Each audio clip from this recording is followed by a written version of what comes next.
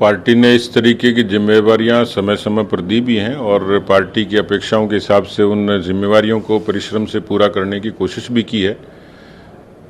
हरियाणा लोकसभा चुनाव में हालांकि हमें सिर्फ 5 सीटें मिली, लेकिन फिर भी यदि सीट टू सीट उसका एनालिसिस करेंगे तो विधानसभा के सेगमेंट से हम लोग कांग्रेस से कहीं आगे थे। दूसरा, हरियाणा का जो विधानसभा का चुनाव और लोकसभा के चुनाव का थोड़ा मिजाज अलग होता है। जिस तरीके की कांग्रेस की वहाँ अंदरूनी स्थिति है वो बहुत बेहतर नहीं है। दूसरी तरफ भारतीय जनता पार्टी का अपना जो संगठन है वो धरातल पर अपेक्षाकृत और दलों से ज़्यादा मजबूत भी है।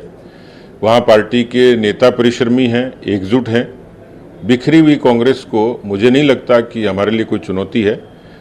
लोकसभा की कुछ बातों से हम लोगों ने सीख भी ली है और उस आधार पर हम लोग आगे भी बढ़ेंगे। उसकी पूरी समीक्षा हम लोगों ने की है। उम्मीदवारों का ठीक चयन हो जाए, जनता का एक एजेंडा हम लोग जनता तक पहुंचा सकें और पिछले 10 वर्षों में जो उपलब्धियां केंद्र की और हरियाणा की सरकार ने अर्जित की हैं उनका ठीक तरीके से बेनिफिशरीज तक हम लोग उस चीज़ को अपील के तौर पर ले जाएं।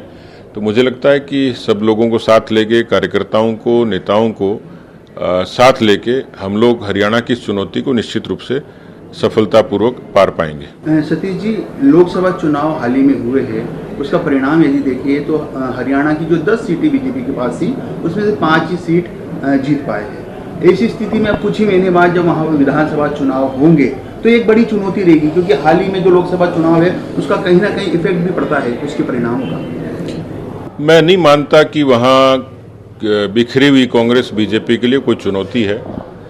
दूसरा, कुल मिलाकर हरियाणा की राजनीति में वहाँ के जो राजनीतिक तौर पर जो ध्रुवीकरण है उसका असर वहाँ की राजनीति पर साफ तौर पर होता है। लोकसभा के बारे में भी ये दुष्प्रचार किया गया था कि हरियाणा में बीजेपी को 0 सीट मिलेगी, हरियाणा को 2 सीट मिलेंगी, कांग्रेस क्लीन स्वीप करेगी।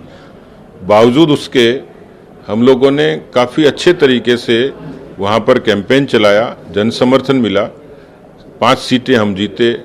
कुछ सीटों पर हम केवल मर्यादित अंतर से हम लोग वो चुनाव हारे। वहाँ पर कुछ रणनीतिक और तात्कालिक कुछ मुद्दे रहे थे।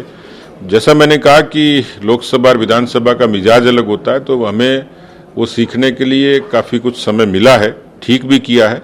तो मैं कह सकता हूँ कि वहाँ के जो समीकरण होंगे, स्थानीय समीकरण होंगे, वहाँ के जो तात्कालिक मुद्दे होंगे, हमारी पार्टी की अपनी रणनीति और तैयारी होगी, वो सब इस बात को पुष्ट करती है कि हरियाणा में हम बहुमत की सरकार बनाएंगे।